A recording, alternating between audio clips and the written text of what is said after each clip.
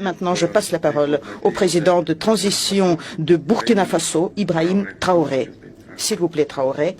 Monsieur Traoré. Camarade président Vladimir Poutine, camarade président chef d'État africain, camarade chef de délégation, bonjour. C'est un honneur pour moi ce matin donc de prendre la parole ici et de vous passer donc le salut fraternel du peuple du pays des hommes intègres. C'est aussi le lieu pour moi, avant tout propos, de rendre grâce à Dieu, Dieu Tout-Puissant qui nous a permis de nous réunir ici ce matin en bonne santé pour parler de l'avenir et du bien-être donc de nos peuples. Je m'en vais m'excuser auprès des anciens que je pourrais vexer dans mes propos à venir. Africanité oblige, les droits d'aînesse, je me dois de m'excuser. Camarades, j'ai quelques questions donc de ma génération, mille et une questions qu'on se pose. Mais nous n'avons pas de réponse. Et il se trouve qu'ici, nous pouvons laver donc notre linge sale parce qu'on se sent en famille. On se sent en famille en ce sens que la Russie est une famille aussi pour l'Afrique. C'est une famille parce que nous avons la même histoire. La Russie a consenti d'énormes sacrifices pour libérer le monde du nazisme pendant la Seconde Guerre mondiale. Les peuples africains, nos grands-pères, ont été déportés de force aussi pour aider l'Europe à se débarrasser du nazisme. Nous partageons la même histoire en ce sens que nous sommes les peuples oubliés du monde, qu'ils soient dans les livres d'histoire, dans les documentaires ou films, on tend donc à balayer le rôle prépondérant qu'a joué la Russie et de l'Afrique dans cette lutte contre le nazisme. Nous sommes ensemble parce que, actuellement, nous sommes là pour parler de l'avenir de nos peuples, de ce qui va advenir demain, de ce monde libre auquel nous aspirons, de ce monde sans ingérence dans nos affaires internes. Nous avons les mêmes perspectives et je souhaite que ce sommet soit l'occasion donc de pouvoir tisser de très bonnes relations en vue d'un meilleur avenir de nos peuples.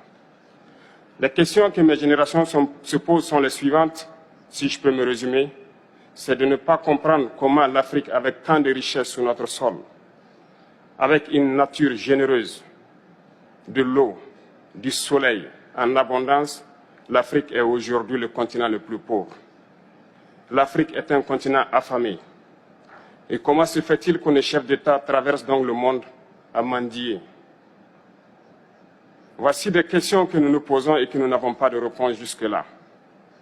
Nous avons l'occasion de tisser de nouvelles relations. Et j'espère que ces relations puissent être les meilleures pour donner un meilleur avenir à nos peuples. Ma génération me charge aussi de dire que, par ce fait de pauvreté, ils sont obligés de traverser l'océan pour essayer de rallier l'Europe. Ils meurent dans l'océan. Mais que prochainement, ils n'iront pas traverser parce qu'ils viendront devant nos palais pour chercher leur pitance quotidienne.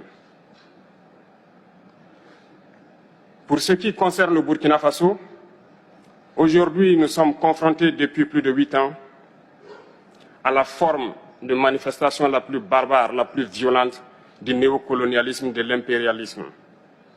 L'esclavage qu'on tend encore à nous imposer.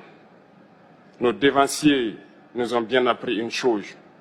L'esclave qui n'est pas capable d'assumer sa révolte ne mérite pas que l'on s'apitoie sur son sort.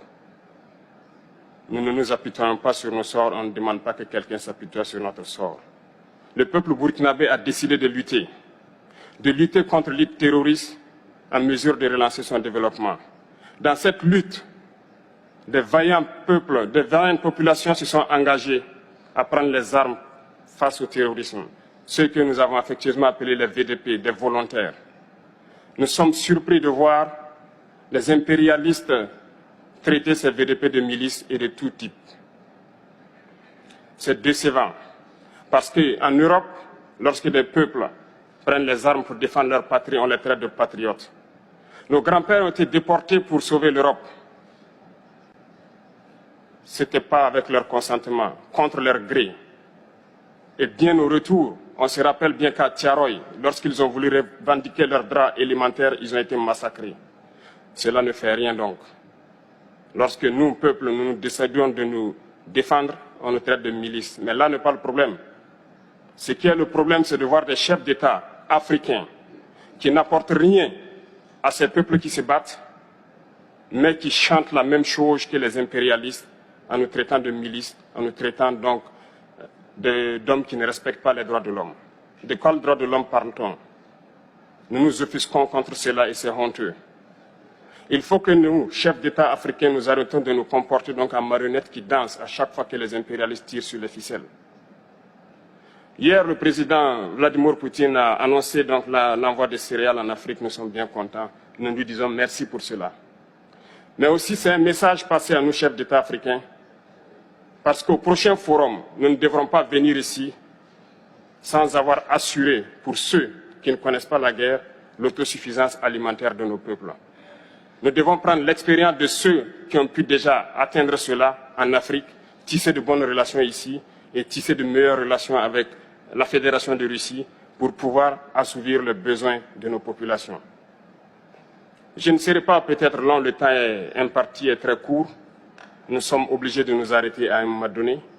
Mais je voudrais terminer en disant que nous devons donc rendre hommage à nos peuples qui se battent. Gloire à nos peuples, dignité à nos peuples, victoire à nos peuples. La patrie ou la mort, nous vaincrons. Merci, camarades.